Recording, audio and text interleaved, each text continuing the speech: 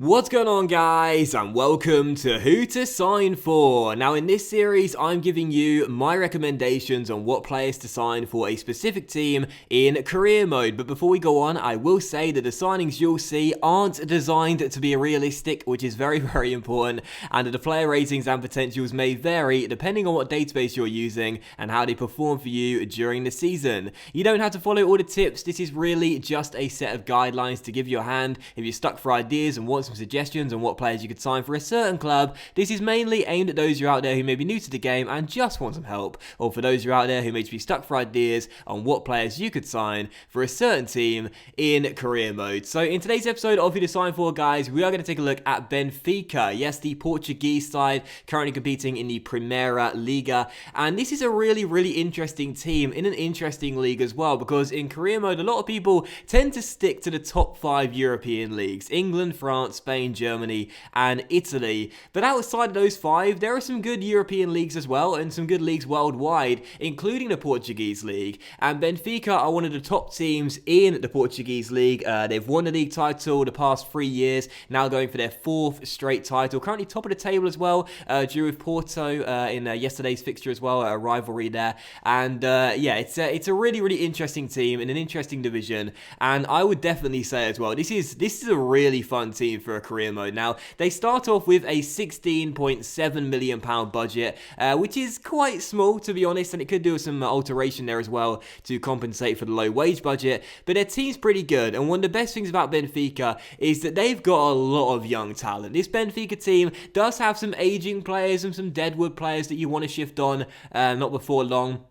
But there's a ton of young talent here. Loads and loads of good young players with very decent potential, and this is a really fun team for a career mode. Make no mistake, they got some good rivalries. The Lisbon rivalry with Sporting Lisbon, and of course the O Clásico with Porto as well. This is a really fun team for a career mode, and the team is just it's awesome. When I loaded up this save for the first time and I saw the amount of young talent they had, it's like, wow, this is pretty impressive. So yeah, loads of young talents, and their objectives in the first season as well are of course to win the league title. Not a real surprise, and also reach the knockout stages of the Champions League as well. Now, one thing worth noting too is that in Portugal, in the game, there is no Portuguese domestic cup, so you only have 2 competitions throughout the season with a Portuguese side. So if you take over with Benfica, you'll only have 2 competitions, whatever your European Cup is, and also the league as well. So no domestic cups, which some people might prefer, but some people might find a bit of a disappointing factor.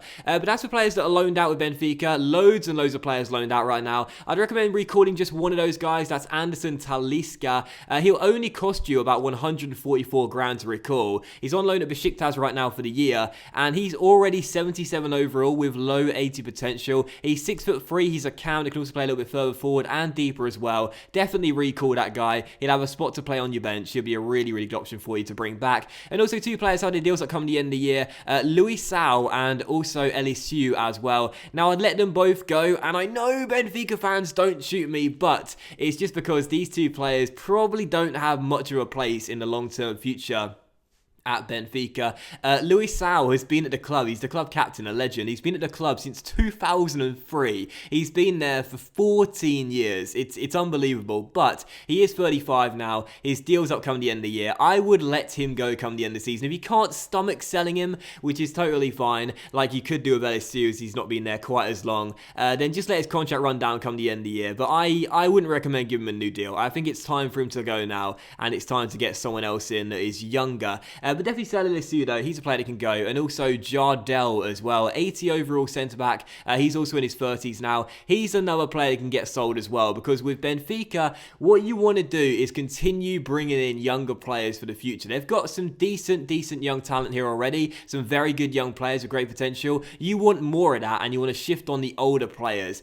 So sell LSU. Look to let Luisao go, and also sell Jardel as well. And if you are going to go in for a new centre-back to play alongside Nilsson Lindelof, who is the heart of their central defence for the future, the Swedish centre-half, then this is the guy I'd recommend going in after. Daniele Rugani of Juventus, 80 overall, 21 years old, already 81 strength, 85 marking, I think it is as well, at such a young age too. This guy is going to be a star in the future, and he gets to 88. That's his peak, that's his potential. This guy will turn into an absolute monster. Imagine this guy and Nilsson Lindelof at the heart of the Benfica defence for many years to come. Yeah, Luis Sau's great, he's the captain of course, and Jardel's good as well, but you're thinking about the long-term future, and Rugani and Nilsson Lindelof playing alongside one another, these two would be absolute rocks at the back when they hit their full potentials.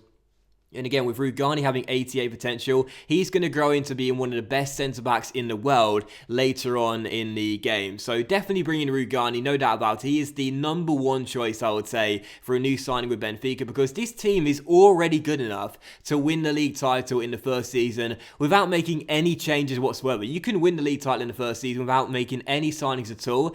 But in my opinion, if you just make like-for-like replacements in terms of ability, but make the side look younger, then that's the best thing to do going forward as well, making the side stronger for the future and making the side, just set up much better for the future when it comes down to player potentials. But as for more signings as well, you might have a little bit more money left over after the sale of Jardel and also LSU as well. I'd also go in for Rafa Suarez as well. Obviously, LSU a left back. Once he's gone, you might want another one. And Rafa Suarez is a young Portuguese left back, 72 overall with 84 potential. And although Grimaldo is the future of the left back role with Benfica with 87 potential, that guy will be a pretty decent backup player in the left back role as the years go by. But as for more sales as well, you might possibly be tempted to sell Fejsa and also Raul Jimenez as well, the Serbian defensive midfielder and the Mexican striker. Now, there's no need to sell these players. Raul Jimenez is 78 overall and also gets to 81 at his full potential. He's 25 years old, and also the Serbian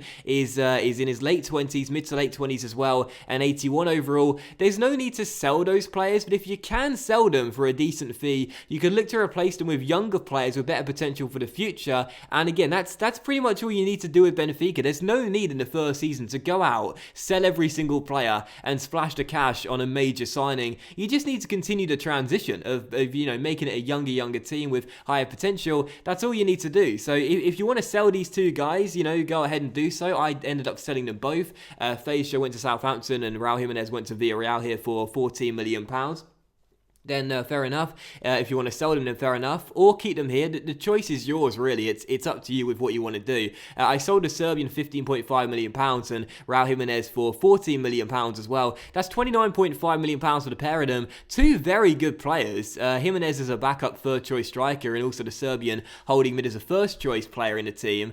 Two very good players, but for £29.5 million, that's a decent amount of money for those two players right there, especially because you could replace those players with younger players with better potential, and again, that's the most important thing you need to do with Benfica. But still, Rafa Suarez, we did get the valuation, but accepted as well there for the left back, and then of course, I would sell this guy as well, Marcelo Hermes, 70 overall, 21-year-old left back. He has 77 potential, not too bad, but if you are going to sign Rafa Suarez, you're not going to need him as well. If you're going to sell LSU and also Hermes as well, you'll still have 3 left backs if you bring Rafa Suarez in. You don't need Hermes. Let him go. 77 potential is not that bad, but this guy's got 84 potential, 7 ratings higher. It just makes perfect sense to sell the guy for whatever money you can get and bring in the better, younger option. Is he younger?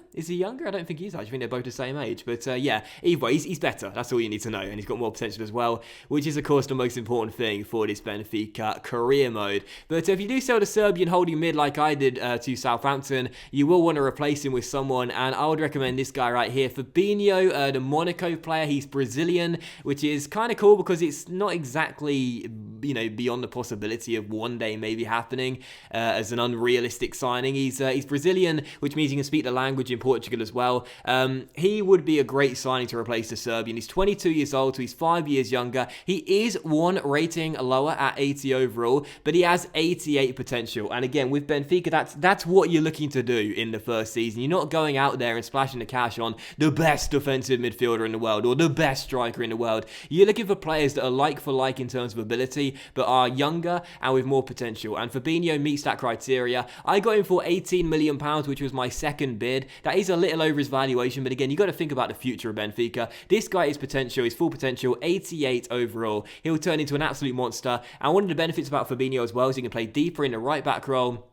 And I would suggest with his stats as well, he might possibly be able to play centre-back too, being 6'2" and having some pretty decent defensive stats to begin with as well. That's that's just me saying that. It's not a listed position, but I would say he could probably play centre-back with those stats in the game. But he can play right back. Most importantly, though, his primary position is defensive midfield, and he's got some very, very decent stats. An 85 stamina as well. I love that on a defensive midfielder. He's got some really, really good technical ability as well as being well-rounded physically, and 6'2", 2-star weak foot, but 3-star skill moves as well. So that's the player I signed to replace the Serbian midfielder. And after selling Raul Jimenez as well, you might want to buy a new striker. They have a pretty decent one right now as a 4th choice, but if you wanted to sign someone that's better to go on the bench, you wouldn't say no to this guy. Angel Correa, currently playing for Atletico Madrid. You'd have to spend around his valuation, or possibly a little bit over that, to prize him away from the Vicente Calderon, but the Argentine is already 79 overall at just 21 years old, and just like Fabinho and just like Rugani, this guy has 88 potential. And again, he may be the same overall as Jimenez, but again, this is exactly what I've been talking about throughout the entire episode. The guy has the potential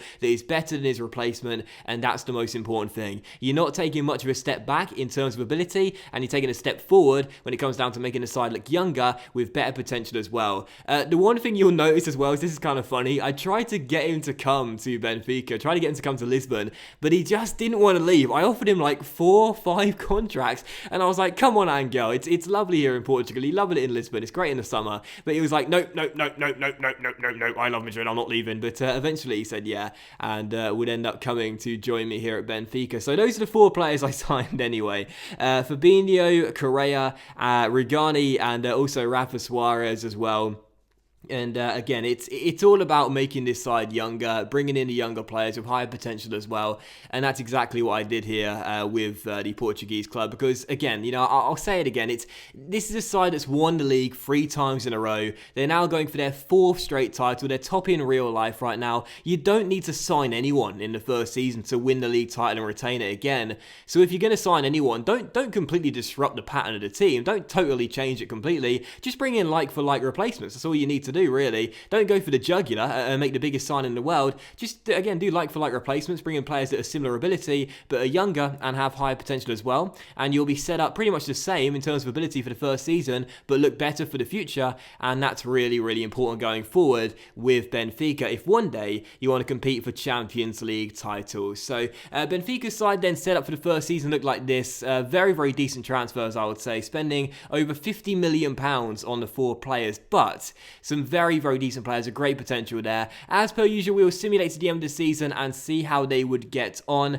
A reminder, in the first season, they were supposed to retain the league title as well as reach the knockout stages of the Champions League. Well, as you'll see, they did win the league title. They finished a whopping 18 points clear of their rivals, Porto. This is exactly what I mean, man. You don't need to make major signings in the first season. Just gradually build a team up and make it younger. So they won the league title very convincingly indeed, only losing 2 games in 34, and they also reached the Champions League round of 16 as well before being knocked out by Bayer Leverkusen, so they met that objective too. Also, the winners of the Champions League, how about this? Roma. Very, very interesting indeed, but still, Benfica met both of their objectives. Their team looked stronger after the first year of simulation, and this is a really, really fun team to do a career mode with. It's a shame that the Estadio de Luz is not in the game, because it's a lovely, lovely stadium. I'd love to visit it one day. Hopefully next year, touch wood, they'll include it in the game, but this is a really, really fun team. If you can cope without having a real stadium, if you can cope without having a domestic cup to play as well, I would definitely say this is a team to try if you're sick of the normal top 5 European leagues